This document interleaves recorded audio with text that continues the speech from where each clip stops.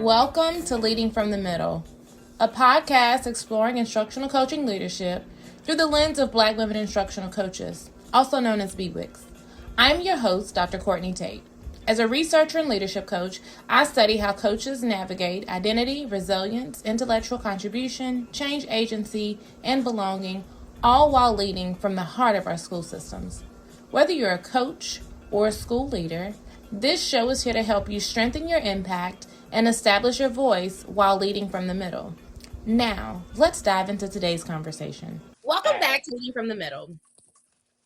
I'm your host, Dr. Courtney Tate. In our earlier episodes on Dimension 1, we spent a lot of time breaking down the macro level systemic pressures that shape the identity of Black women instructional coaches, also known as BWICs, and we talked about the barrier structures and landscape of things. Today, we're going to go a little bit deeper, and we're actually going to go inside the narrative.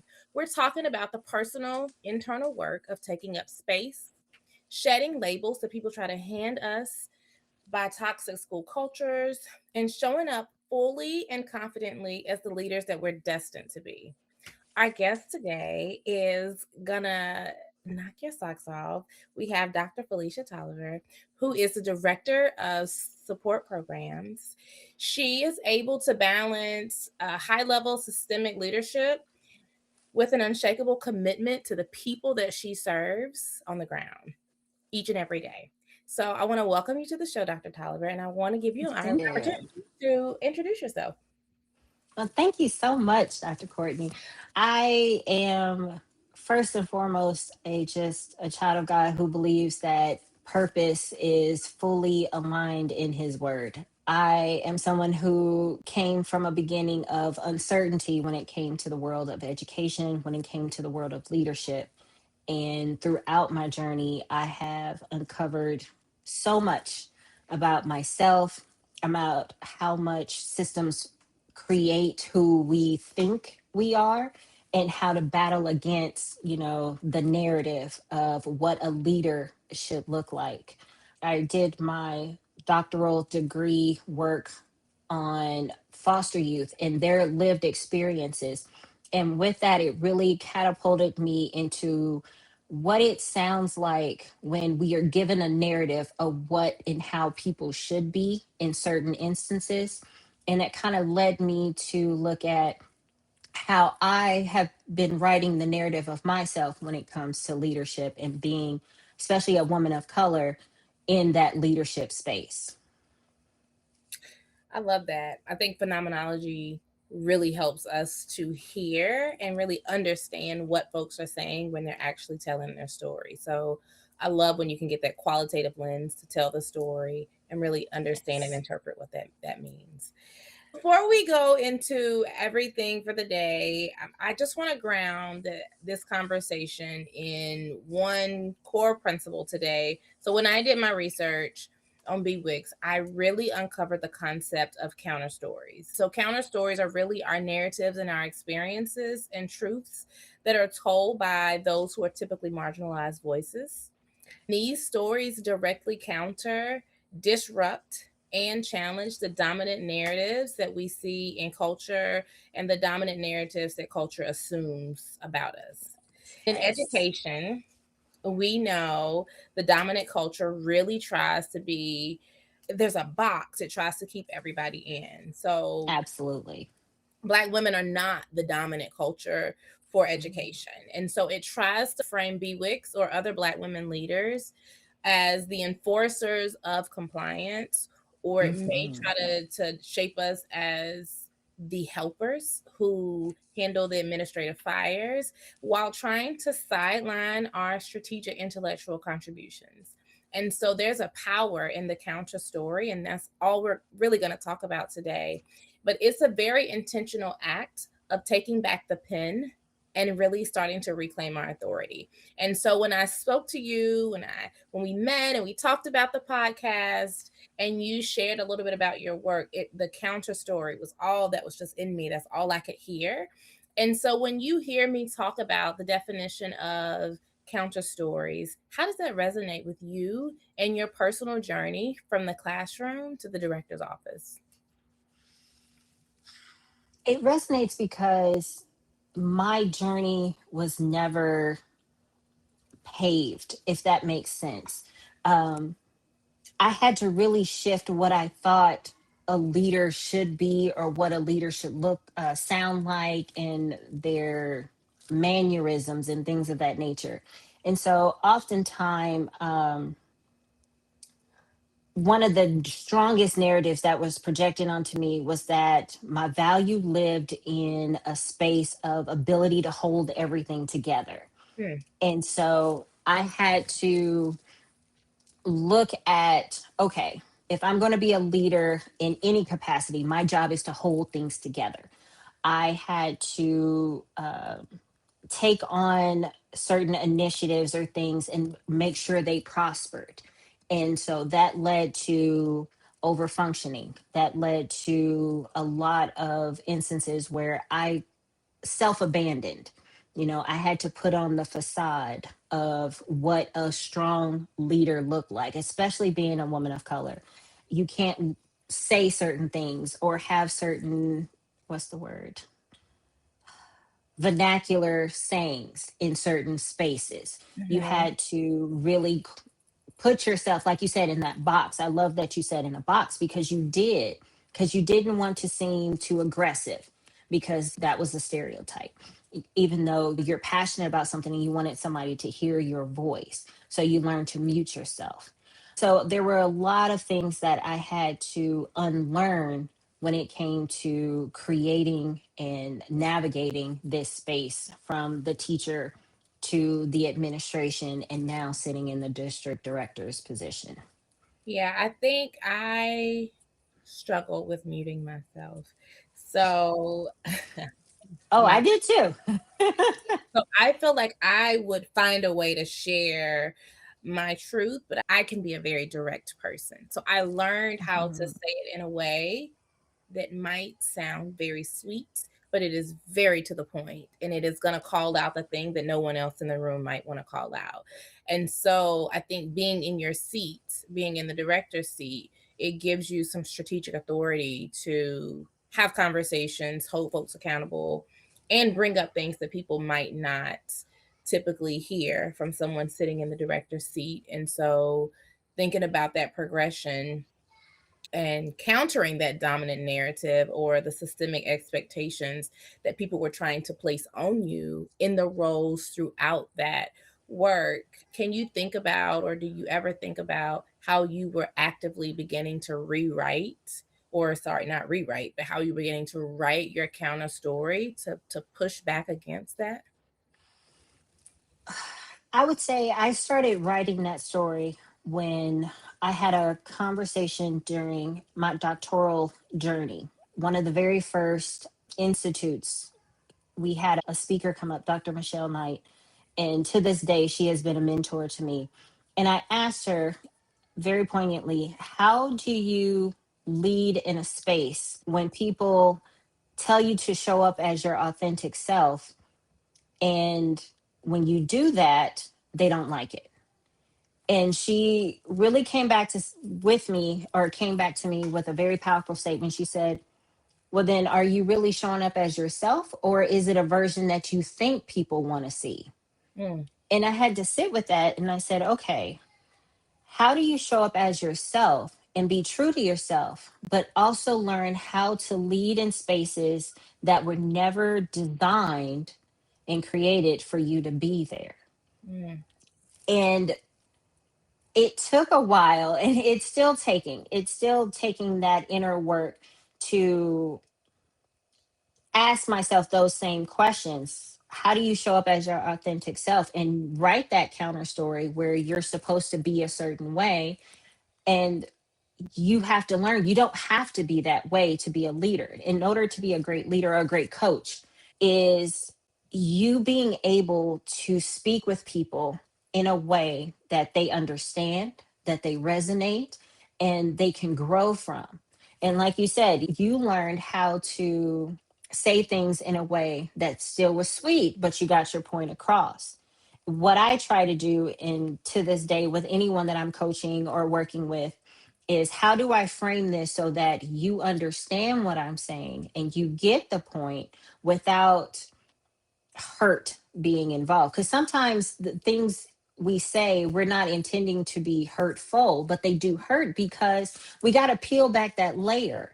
Sometimes we've put up so many barriers, so many walls, and so many masks that it hurts to take them off to get to who we really are and who we want to be.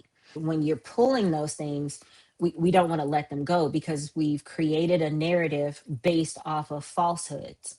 I'm still, every day I'm learning this journey. Every day I'm rewriting, okay, that didn't go well. How can I say it better next time? And Mhm. it's a journey. It's a never ending cycle of growth. But I think that's what makes it so powerful, is that it's not something that's concrete. It's not something that you, once you get to it, all right, I'm here, I don't have to grow anymore. No, it's an ever changing, ever evolving idea that Yeah, we all can change to. it is. And it's powerful, a lot of what you shared, because we're thinking about moving from trying to just survive what the system has built into owning your truth, but owning your truth in a way that is digestible for those that you're with, while also building Yes, rapport with those people. Because you hit on absolutely. the truth, and the truth made me think about how important trust is when you're fostering those relationships in a coaching and a leadership way. When I'm thinking about, or we're talking about leading from the middle, there's a shift from survival to ownership that changes everything about the way you walk in a building, especially as a BWIC. You have Hmm. you have to know and own your truth, because when people try to counter you or come against you, you have to be equipped and ready to own your Yes. truth, to be an expert in the work that you're doing, but to do it all in a way that still at the end of the day helps the people that you are sent here to serve. And so that makes Absolutely. me think about our confidence, right? And Hmm. so knowing that you need a counter story is one thing. You do have to be able to tell your story, but also being able to stand confidently in a room when the environment is reading from a different script than you're reading from. That's a different ballgame. Hmm. You are navigating that a lot of times without being conscious of it happening. And so I want to talk about the instructional coach right now who feels like she's constantly shrinking herself, filtering her Hmm. voice, editing her expertise just to keep the peace, just to keep her role. How do you stop internalizing those dominant labels and start to outwardly project our authentic authority? Because you said it, you have to be authentic, you have to be true to who you are. How do we do that? Ooh. We have to stop apologizing for Mm, who we are. We have to stop shrinking in ourselves to fit the room. We have to stop doubting ourselves and our expertise before we walk into the room. I think a lot of times what happened, us as women, especially women in leadership, women coaches, we edit ourselves in order to fit. I'm gonna go back to that box, because we feel that as long as I stay in this box, I'm accepted. As long as I stay within these realm, or was within the realm, people will like me, they will accept what I have to say. And we have to get away from that. We have to be able to sit in a space where we walk into a room and say, my expertise was long before earned before I walked in here. My expertise and my experience already bought my ticket into this situation. And I don't have to prove anything. I don't have to edit myself. yes. And we have to get to that point where, and I struggle with this sometimes in meetings as well, where our voice is powerful. We wouldn't be where we are if we didn't already show them who we were. They know who we are. Hmm. They know our expertise. They know what we can do. That's the reason we're there. And we have to be able to own that and sit with that and be able to, I the only word I can come to is love that. You have to love that about yourself and be able to say, I am Dr. Felecia Tolliver. I am the director of educational support programs. I deserve to be here in this moment. And when you can say that to yourself and to the world with confidence, it does not matter what any of the others in that room may have written about you or think about you or have a narrative about, because you already know your expertise had long walked in that room, and all you have to do is show up as yourself because you've already done the work in the background. Yes, it just stamps a thought that I said a couple weeks ago, but we don't need permission from anybody, Mm-mm. or from any building that we're in to stand in the authority of what we know, because we know Yes. that that's our IP, that's our intellectual property. We know these things. We don't have to prove why we are here. I am here, and not in a cocky manner, but I am Hmm. here. And when you allow me to do what I was brought here to do, I can do it well. And so many times we wait for this green light or to feel comfortable, to act like the expert that we are. But the truth is that they need us to show up as the expert that they hired us to be. They need us to show up in that fashion because we're there to help Hmm. other folks in the room who need it. And so I think sometimes, I know you talked about people staying in that box and it's like to be accepted, but sometimes you're not accepted in the box anyway. So you might as well go ahead and break out of it, because Yes. even if they don't want to say it, the room is waiting on you to show up because your expertise Hmm. is needed. And so I think when we stop muting ourselves and stop limiting ourselves, it not only emboldens us and gives us confidence, but it helps us to really walk in the purpose that we're there for. And so Hmm. I want us to know as BWICs, just to you, and I know you have to get comfortable, right? I know there has a level of confidence comes over time, but I want us to know that even if people don't outwardly receive it and they seem to be given pushback, people are looking for your expertise. They know you have Yes. it. And so Yes. don't be afraid to give it. And don't be afraid when you don't know it to say that you don't know it, because others don't know it and people can tell when you don't. One of my business coaches, I remember I was talking to her one day and I said, well, I should have done da da da da, and I should have done. And she's like, stop shitting on yourself, right? And Mm. just do. Like, you shouldn't have done what you didn't do because maybe it's not time for that yet. But the things that you're able to do and that you're equipped to do those things and show up in that way. And so I guess I'm saying that to encourage the instructional coach or the leader to be confident in what you know and be willing to learn the things that you don't know. And there's nothing wrong in existing in either of those ways. No, absolutely. I think there's beauty in uncomfortability. And I think there's beauty in being able to have courageous conversations where you name the uncomfortable or the self doubt that may come with being in certain positions. Hmm. Sometimes as coaches or in any type of leadership, you think you have to show up perfect. I have to Yeah. have all the answers in this moment. I have to be able to, at the snap of a finger, be able to spill off all these things, and that's not true. People want to see their leader and their coach in as imperfect just as I am, because that way I know that I can aspire to do the same thing. They actually know where I'm coming from. They've been here. Hmm. As coaches, you want to set the example of, this can be you. You can do this. And if I come into a situation or a coaching session where I'm just completely perfect, right? That can be intimidating, or it can automatically shut that person down. And they're like, oh my God, she's perfect and she does this so perfectly. I'll never aspire to that. No, I'm going to tell you, I'm going to mess things up sometimes. I'm not going to have all the answers right now. As you can see, there's a fly rolling around in my house because I got plants. And it doesn't have to be perfect. It Yeah. doesn't. But sometimes we feel that, and it's so funny. I struggle with this sometimes myself. We don't think we're ready for something until we feel we're perfect at it, or we've achieved a certain level. And we can't be that way. We have to move and act, especially when the Lord says move. And that's just on my heart. When the Lord tells you, hey, this is your calling, you do. and I want you to go do. You just go and you just do.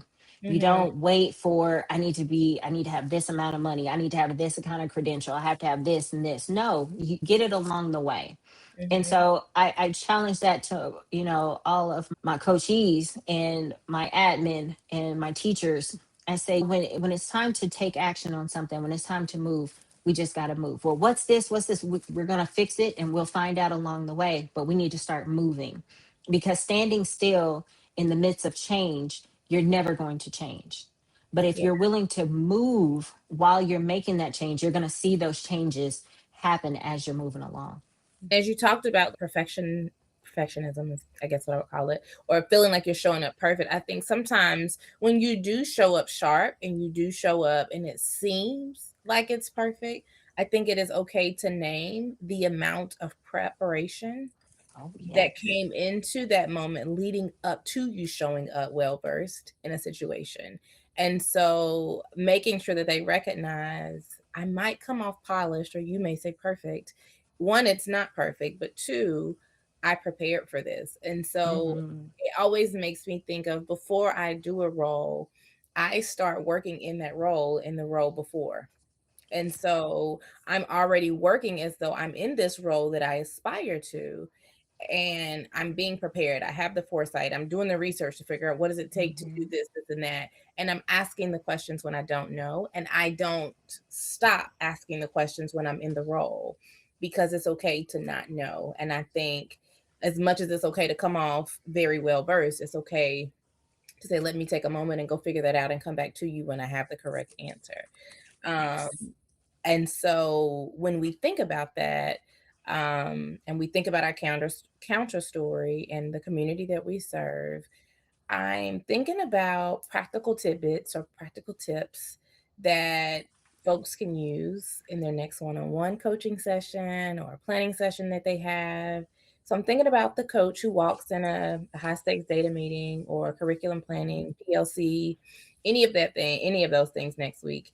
And they start thinking about, they have the feeling where they're really visible when things are going wrong, but people seem not to see them or not to hear them when it's time for strategy or instructional insight.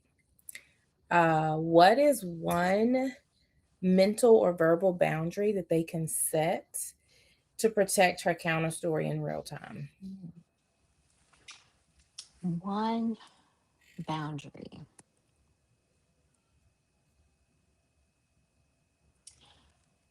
One thing that they could walk in and say is, I want to make sure my role is leveraged in system things thinking and not just systems management.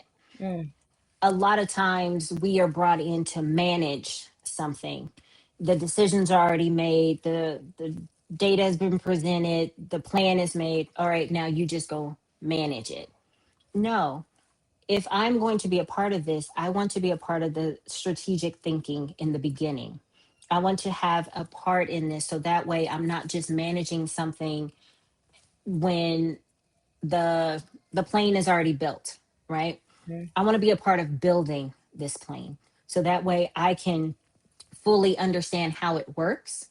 I can fully understand the expectations behind it. I know the gas, I know the trajectory, I know how many seats are involved. And so that would be one of the things that I would advise them to step up and be able to say, I want to be a part of the thinking and the structural part of this new initiative or this new systems that or policy that we're putting into place. mhm. I think something else that came to mind where you were talking is, I love what you've come up with, but I have a couple questions. Have you considered? So Hmm. as people are giving you information or insight, also, already the value add you bring to the table. So writing down those questions that pop up, not to be just for the sake of pushing back, but genuinely the questions that derive Yes. from your expertise, things they might not have considered. So if you did do the plan without me, and I know you don't plan to go back, right, through the process. Okay, well, let's talk about, you said you were going to do this. Have you considered da da da da? Or this is something that I think could help to build off of this plan. or to be a very good next step. I Hmm. think also saying the next time we have these conversations, where is there an opportunity for me to be in this conversation at the forefront? And if you don't feel confident enough to assert yourself in that way, maybe asking, can we add time on the agenda? I know you have me managing X, Y, and Z. I want to be a thought partner when we start talking about instructional Yes. strategy. Can I have a seat at the table to engage in those conversations with you as well? So I think learning how to assert your voice in a way that is approachable, that is low stakes, right? But you are Hmm. still positioning yourself for your expertise to be heard and to be valued at the table. Um, Absolutely. yeah. So thank you for sharing that. Anything else you would add there? Ooh. I would let them know that boundaries are not rejection, but they're identity protection. Tell me more. When you set boundaries, you're not saying, no, I don't want to do this. You're saying, okay, I can do these things and assist in this way. Boundaries are not rejection, they're identity protection. When you're able to get to a point where you're able to be sitting at that table and you're having those conversations and you're inserting yourself and saying, hey, I would like to be a thought partner, Mm-hmm. and not allowing them to come back and say, no, no, no, we've already done it. You just go do. Being able to protect your integrity and your identity in those moments is critical, because now you have a piece of ownership. You have a piece of authority when it comes to the end result of what it is that you are being asked to, not just manage, but help build and Mm-hmm. protect.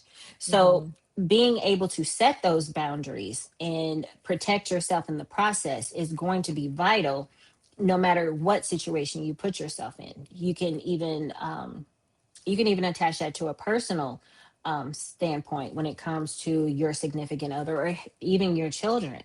Being able to say, I would like to help you with this, but this is the limit to where my capacity lies. And there's a bit of honesty and authenticity that comes with that. And being able to say, I can do this versus stretching yourself and trying to be, that super woman, super leader, super mom that we all aspire and try to be. But then we're losing ourselves in the process. Yeah, that's the power of the boundary, right? I think Yes. I know I'm a morning person, right? I can show up in the morning, I can whip some things out. By 2 o'clock, it's a little rough, right? I can still whip some things out, but you are not gonna get the best me at 2 o'clock. Hmm. And Right. so now, if I have time and I can prepare and I know I have a meeting, I'm gonna show up well. But if you want me in pristine shape, you want me in the morning. And so those are things, if I can control, let's say a meeting, that's a boundary that's healthy to set. And it's healthy to Yes. set because I know this is me at my best, or I know this is how I can perform at my peak. And so sometimes those boundaries are just helping you to show up your best and helping them to get everything they need out of you in that moment. And so there is power in knowing yourself enough to know those things and kind of move ahead accordingly. Absolutely. So this has been great. And Yes. before I let you get back to changing the world that you engage in on a day to day basis, I want to just go through, I call it rapid fire, but I don't know if it's ever been rapid, but I want to go through a couple questions for you to answer. Okay. Okay. So the first Okay. one is, what is your personal leadership anthem? Hmm. My personal leadership anthem would be I am light. Okay. And I say that because I have to continuously come back and say, Felicia, you're a reflection of God. Okay. You're a reflection of His light. Mm-hmm. And we always ask, be a lamp unto my feet and a light unto my path. And so if I am going to lead, I am to be a light amongst light into their feet, and a lamp into their feet, excuse me, and a light into their path. And that's one of my favorite verses, because when we think about a lamp, the lamp doesn't illuminate the entire thing. It illuminates it one step at a time. And so instead of trying to be the lighthouse beacon that shines so brightly, we light one step at a time. Mhm. And for me, that is what I try to be. I try to be that light that guides you one step at a time. And so Yeah. that has always been my anthem, to be I am light. Mhm. It also reminds me of, because you're saying it's just guiding you steps at a time, that we have a plan in our heart, but God directs our path. And so it Yes. reminds me of that in Proverbs. So, okay, my next one is one song that gets you in character, kind of like your hype song. If you know you're about to lead a meeting or you're about to be the sage on the stage, what's one song that kind of gets you hyped up? Mine would be Most Things Beyonce if I'm trying to just get myself in a space. Oh, yes. Mm, oh, this is a hard rapid fire. It can be any song, it doesn't have to I- be. I'm really trying, because I'm a person who goes through like different moods and stages, you know? But right now it's Anthony Brown, Up Up Up, I probably and don't know. it's a gospel. No, I am not going to try to sing it. Your audience will be like, "Girl, who is this trying Yeah, to I look it up. sing this?" But is it AP Brown, and it's Up Up Up. Okay. And and I may be misquoting, but boy, that song is on repeat for me. Or what's another one that if I'm getting ready to go on stage, Go Get It by Mary Mary. That's a good one. If I have to, I remember playing that about 10 times, one of my first speaking engagements. And boy, I had to drive from Lancaster to San Diego. It's a 3.5 hour drive, or almost 4 hour drive. I was flooring it that day.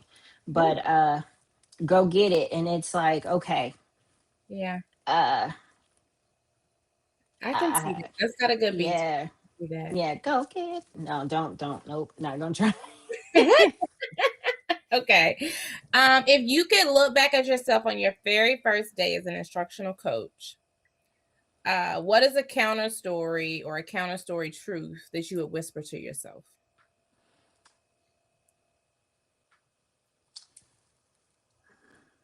I would say you don't have to earn your right to take up space by over functioning or for everyone else. Mm, okay. Your leadership value is not based off of exhaustion. It is not. That is so true. That is so That's what true. I would tell my younger self. Okay. Final question. In your Okay. own words, what is the ultimate receipt, the undeniable proof of any unapologetically confident leader, particularly Black women? Ooh, say that one more time. What is the ultimate receipt or undeniable proof of an unapologetically confident leader?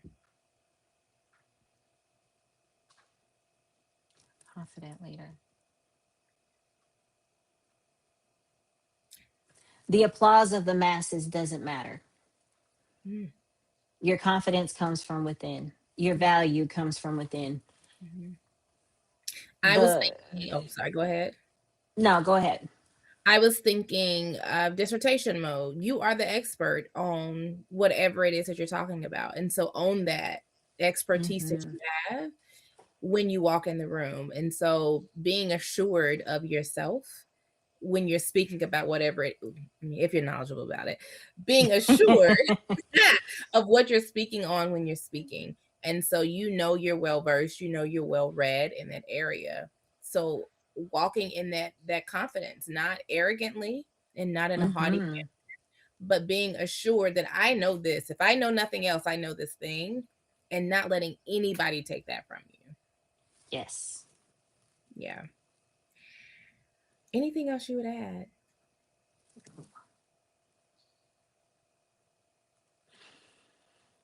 I would say always know that as a BWIC, you are needed. Your Mm-hmm. voice is needed, and never let anyone mute you or make you feel as if your voice is not worthy of being heard. I agree.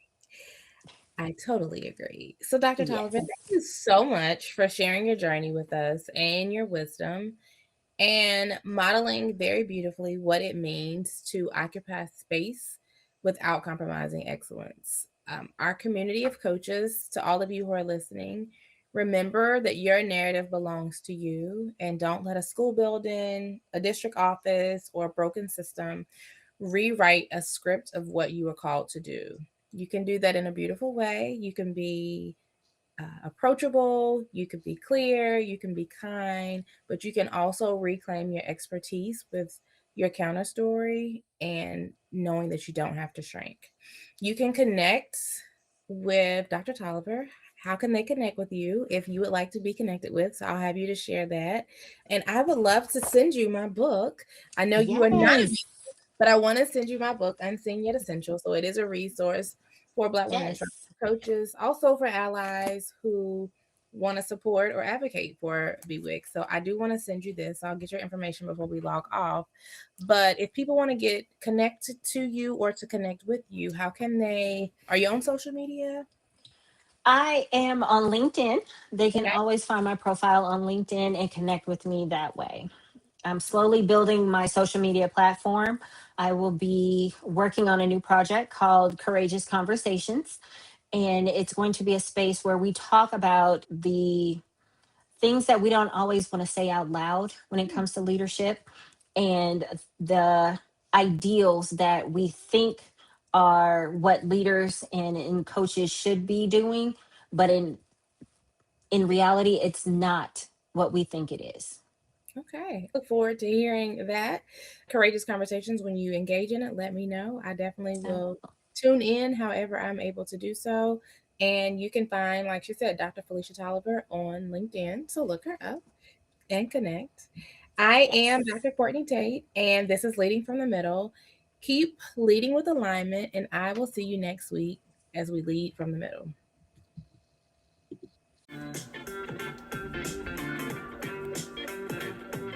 Thank you for listening to Leading from the Middle.